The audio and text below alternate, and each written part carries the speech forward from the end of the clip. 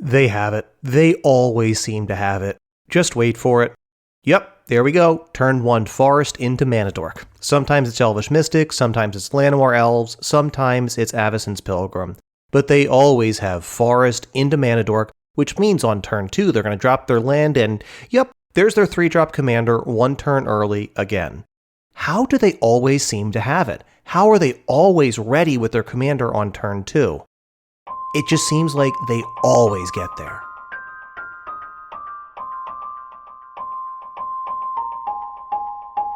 Hello and welcome to another episode of Gemstone Mine. I'm John, and today we're going to talk about ways to increase your deck's consistency. Basically, how often is your deck going to work, and how regularly can you expect your deck to be able to execute on its game plan, or at least be a contender at the table.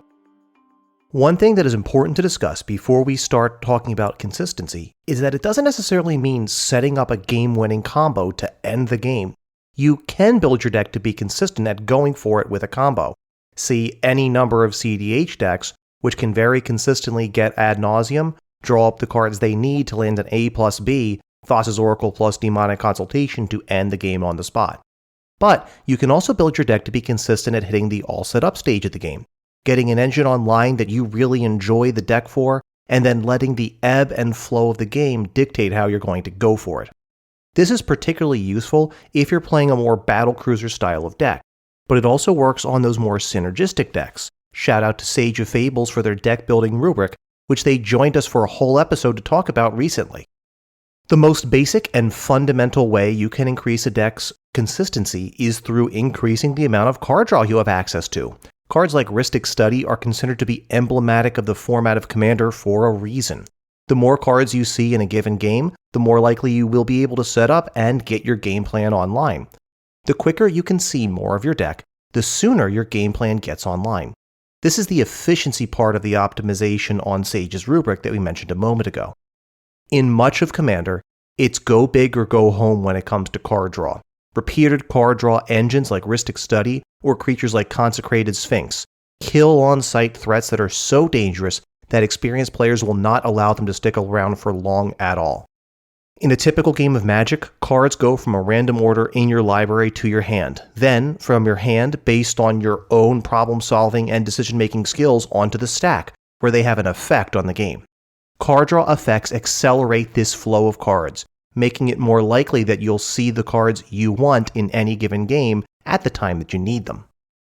Another basic but sometimes overlooked way to improve the consistency of your deck is to increase the redundancy of effects you consider to be critical to your game plan.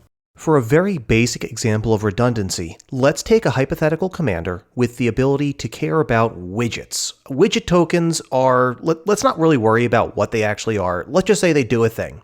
And with this commander, they do a better thing. So long as you have lots of widget tokens available, your deck's game plan can proceed. Unfortunately, you only put one card in the game that makes lots and lots of widget tokens in your deck, so you will only see that card once out of every 99 draws. But if you lower your standards and add a second card, which doesn't make the most widget tokens, but makes an adequate number, you've doubled your chances to see those widget tokens that your deck depends on, to about 1 in 50 card draws. Adding a third card brings it to 1 in 33, adding a fourth brings it to 1 in 25, and so on and so forth. The more redundant versions of an effect you can run, the more likely you are to get that needed effect at some point during your game. A great place to look at this is going to be in tribal decks, where often it's not a particular effect that you're looking for so much as a particular creature subtype. You'll see people devoting 25 or more slots to a single creature type, meaning 1 out of every 4 draws will be a way that they can advance their game plan. The lack of redundancy is also something that holds back several different strategies in the game. Energy from the Kaladesh block, for example, is notoriously difficult to make work in Commander, as the number of effective ways to get energy counters is pretty difficult in the card pool that's available in Commander. Not having access to 4 ofs, we're left with very few options to efficiently get energy counters in our format. Another iconic card in Commander is Sensei's Divining Top. 1 mana for an artifact with 1, look at the top 3 cards of your library, then put them back in any order, and tap. Draw a card, then put Sensei's Divining Top on top of its owner's library. It's unassuming, originally printed at uncommon in our first trip to Kamigawa. Yes, Carlos, I made sure to pronounce it correctly this time. The top doesn't actually enable you to get ahead on cards unless you have a way to play it from the top of your library, as it simply replaces another card draw with itself. But what it does give you is a degree of filtering, picking the best of 3 possible top decks and setting you up for success. This is card selection, the ability to improve the overall quality of cards you draw while avoiding cards that would be dead draws, cards which don't accomplish very much for your particular game plan at that point in the game. The classic set of cantrips from Blue, Brainstorm, Preordain, and Ponder, also work towards card selection. They have slightly different mechanics, but they each present you with 3 different cards, and then provide a mechanic where you can filter and still have your single blue mana card replace itself. Selection by itself isn't card advantage, as it may increase the quality of your card draws, but it doesn't put any additional cards into your hand. And it can be easy to consider these little cantrips as having very little impact. But they make your overall game plan much smoother for very little impact for what cost they have. Let's do a little thought experiment. You sit down to play a game of Commander and draw the hand that has all of the cards you want to see. You've got your Arcane Signet, you've got your Rhystic Study, you've got your board wipe for when the Krenko player across the table starts going ham, you've got your own engine card which combos with your commander to kick your game into 12th gear. And you have 1 land. Soul-crushing, miserable. If only you had a second land, it would be a snap keep, because then you could just roll turn 2 Arcane Signet into a turn 3 Rhystic Study, even if you don't get the top deck land that you needed on turn 3. At that point, you're drawing so many cards that you would definitely hit your land drops and you could play this otherwise perfect hand.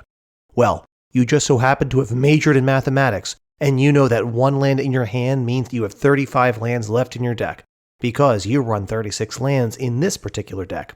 You whip out your handy-dandy hypergeometric calculator and determine that drawing a card on turn 1 or turn 2, you'll have about a 62% chance to draw your second land. The odds are in your favor, but they're not great, and you could still miss your land drop 2/5 of the time. But what if you could cast a Preordain on turn 1? Preordain would let you scry 2 to find that second land drop, then it replaces itself by letting you draw a card.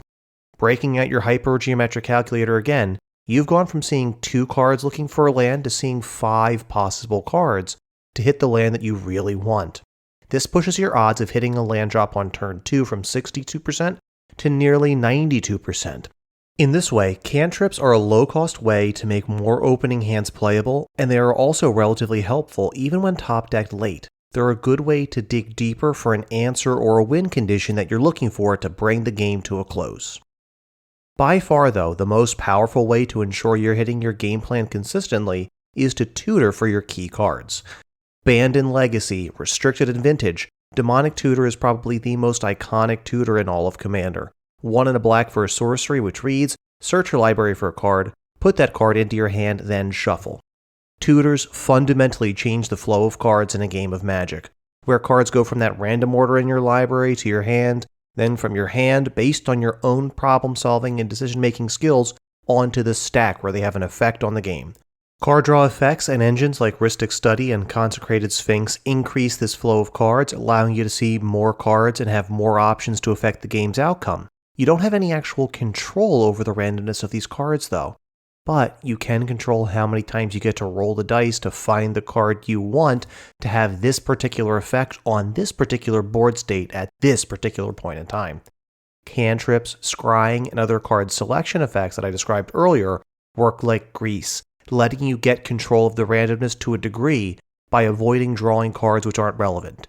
Filtering, by looking at the top 1 or 2 or 3 cards of your library and deciding if you want to draw those cards next or you want them out of the way.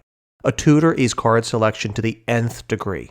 You can get any of a particular type of card, or with the unconditional black tutor effects like Demonic Tutor, literally any card of your deck, right when you want it. Top deck tutors like Mystical Tutor, Worldly Tutor, and Enlightened Tutor are similar, though they literally cost you a card by going down a card and then replacing your next card draw with the card you tutored by putting the target on top of your library.